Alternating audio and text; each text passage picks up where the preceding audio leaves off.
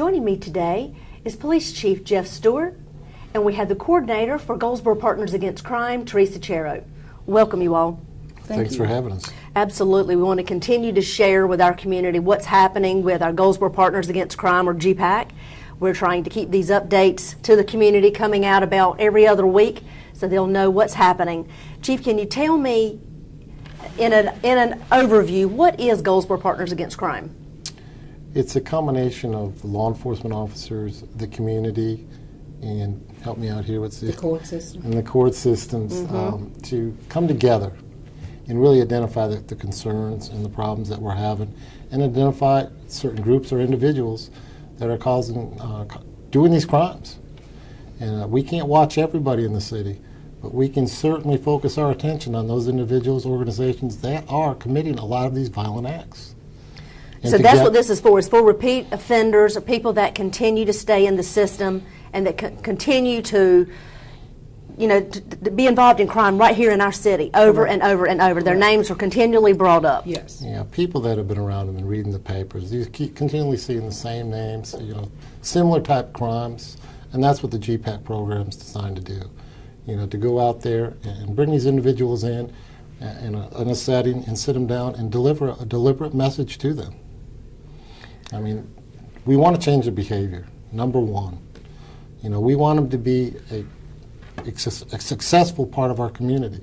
We want them to stop the crime, stop the violence, and as Teresa will talk about here in a few minutes, the community is going to be supportive and have opportunities for these individuals to take advantage of.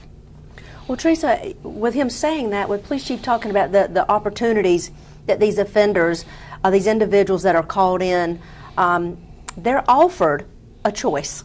Definitely offered a choice. They have, there are numerous resources in the city of Goldsboro, whether it be employment assistance, even applying for a job, filling out a resume. I know my voice is going to go. Applying for a resume, healthcare needs, educational needs, substance abuse, assistance. There are a lot of resources that are out there. And what we decided is that we would pull these agencies in with us to, we can't give somebody a message, a direct message, and say, you need to stop this, and not have something, a backup plan for them. To change their behavior. Correct. So this is kind of their backup plan. But they also have to commit to the program, that they want to be part of this, that they want the assistance, and they're going to take advantage of the resources that are out there. Will you both tell me a little more about who's involved in this particular program? I mean, we're calling it Goldsboro Partners Against Crime, but what do we mean by partners? We have... Well, I think, you take the first letter, Goldsboro. The city's involved in this. Correct. And I'm talking from the city manager, the council, law enforcement, and we're to step it out. We've got the sheriff's department's involvement with it. We have all the law enforcement community. We have a lot of community members. Teresa told me a week ago that we had up to 25 different civilian organizations taking part in GPAC. That's right wonderful. Now. So, yeah, it's big, and we're looking for great things to happen with this program. So there's three different pieces to this, I'm assuming. You've got the community. Correct. Community and the agencies. And the agencies, which are offering the resources. Correct. You've got the law enforcement side. Yes. And then you've got the court system. Correct. So how do all these three work together? Well, the community and the agencies will work independently of the law enforcement. Law enforcement and the court system will work together, that if we have repeat offenders that keep coming back, or they come up on our research, those are the ones that we want to kind of fast track through our court system. So the court system is on board? Yes. Is this on the local level, or does it go higher up? It goes all the way up to the federal level. I mean, from the law enforcement side, our partnership, Teresa's reached out. We've got partnership with ATF, DEA. We have the U.S. attorneys on board. I mean, it's just not local law enforcement. No, it's not. It's state and federal. Well, now, this is a program that is proven to work in many other cities, and the city that the Goldsboro and Goldsboro Police Department have been using as a model is High Point, correct? Yeah, about 20 years ago, the chief at the time realized from a situation that happened in Boston, Massachusetts, called Operation Ceasefire, where they were having a lot of trouble with gangs, homicides, and he just took that information and made the High Point model that we know of today. Right. And it's been very successful over the past 15, 20 years, reducing crime up to 33%. In that one city. And we Wow. had the opportunity to actually go up there. Council members, the city manager, Teresa and myself went and actually viewed one of their call-ins, and I was totally impressed. What do they say is the overall, do they think, main reason that this particular program has worked through the years? Because this has been going on there for many years. Well, I think it delivers a message to the individuals that have been committing crimes. You know, it says, listen, we want you to be part of this community, but you've got to stop what you're doing.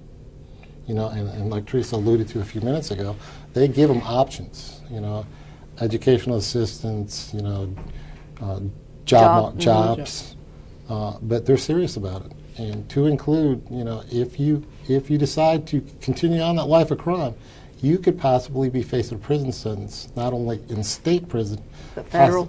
in federal prison as well. Wow, so you are put at the top of the list if you choose to continue the life of crime. Correct. But the Correct. focus is we want to help you change your life. We Yes. want to help you make That's positive the main choices point of this whole program is to get them to change their life. and be productive citizens Correct. They in have your to own take community. that initiative. That's our goal. You know, we're successful if we can change the individual. That's the way I view it. You know, it's easy to lock somebody up, but we want them to be part of our community, part of our Right. city. So they've got a choice to make, basically, is that they can choose to continue the life of crime, and if so, you're going to be fast-tracked to the top, Correct. and you'll be moving a lot quicker into seeing a district attorney or further on up the list. Nobody really changes the way they do their job, the way Mm-hmm. they conduct business. The police department's not out there actively looking Right. for an individual to do something. But if this individual is involved and he is identified as the person that committed this crime, they will be charged, they will be brought in the system, and that case will be heard. Instead of waiting, a year, 18 Right. months, that's going to be heard as soon as it's possible to hear that case. And that's going to make a difference instead of them sitting around for a year, Correct. 6 months, 18 Because our court months. system is backed up. Of course they are. But we're not asking for every offender to be fast-tracked. We're asking for the ones that we gave the option, that were called in, given the resources, and then they chose either to take those resources or not take them. And then the What- ones that don't take them are the ones that we're going to be focused on. Well, tell me, what is a call-in? You just mentioned call-in, and you were talking about the resources. Who is there, and what is a call-in all about? A call-in consists of people from all different parts of the court system, from the federal down to the state level to local law enforcement, including our district attorney's office. We will have one message for these offenders, that we know your history, we know what you've done. If you keep these actions up, this could be your recourse. If you end up before DEA or you end up before ATF, this is what could happen. We're giving a strong, direct message to them. The community side is going to come in, and they're going to let them know, listen, we understand you've had problems, but this is your chance to change. And give them the resources that are out there, So you're offering them opportunities right Correct. then and there on the spot. right then and there on the Are spot. they individualized? No, they'll be called in as a group.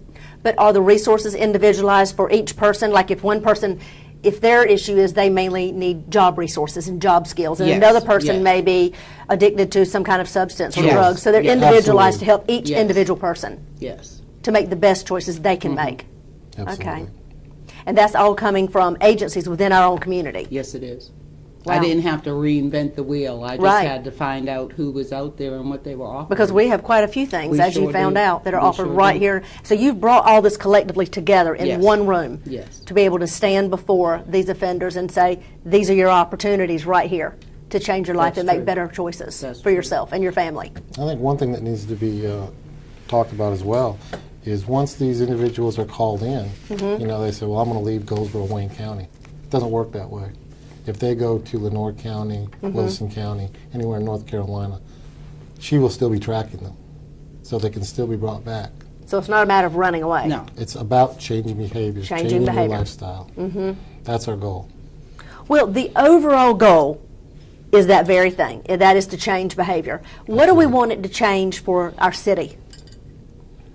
Well, for one, we want to reduce violence, the violent crime that we had. We had a spike this year. Yes. I'm not here to deny that. I mean, we had 12 homicides last year, and that was a lot for the city of Goldsboro.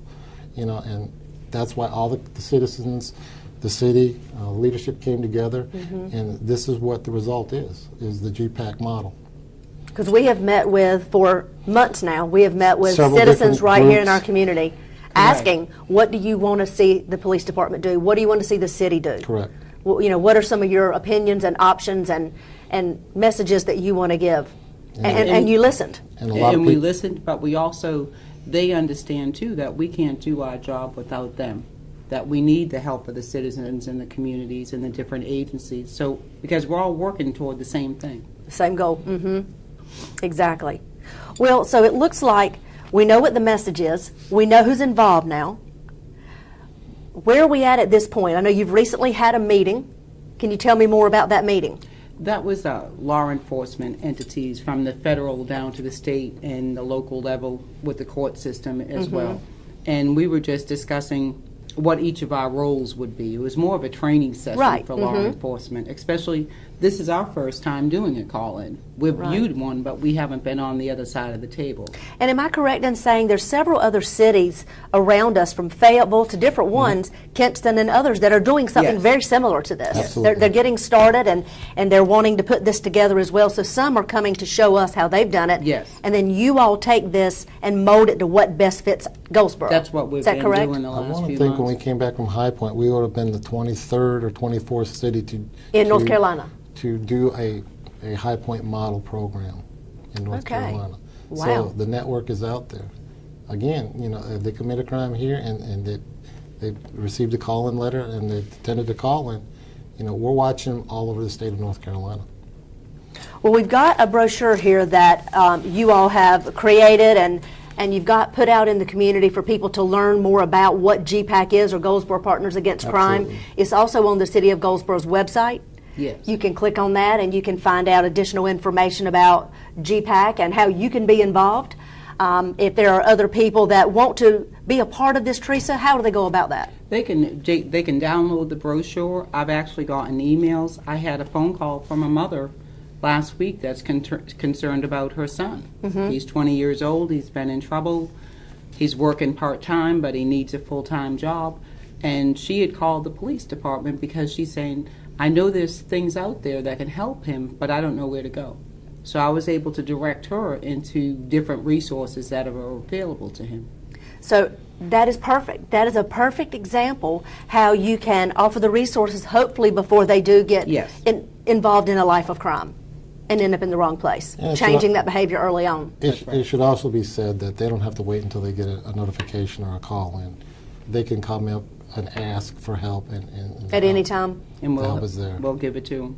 you'll connect them to the correct agency that can Yes. offer them those services. And volunteers, tell me about, you need volunteers as well to participate somewhat in this particular program, is that right? Yes, I do. What would these volunteers be doing? What could they do? The volunteers could actually help run some of the community meetings, contact the different agencies, things like that. As you know, this is a full-time position. Yes, But the this law is what you do enforcement nonstop. side is very busy, and I would like to get a couple people in place that would take the initiative to step up with the community side of things, that we can set up these meetings and they'll do like follow-up phone calls, things like that. I have a couple that are very committed to this program, and that's where we're kind of at right now. But I also want people that have been out there that have offended, that have changed their life. I want them to come forward. I want them to speak to these offenders. You know, they've been there, done that. That's right, personal And experiences. Then also victims of crimes, whether it be a parent that lost a child or somebody that had been shot or hurt in the city, and they want to tell their story.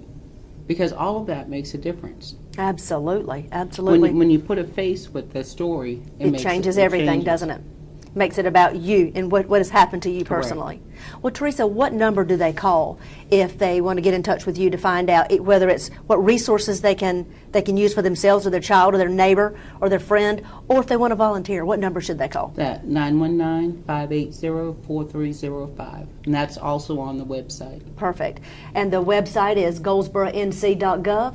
If you look right on that website, you'll see GPAC, or Goldsboro Partners Against Crime. You click right on that, and it'll take you straight to this brochure and many other things about Goldsboro Partners Against Crime. It explains our initiative and program.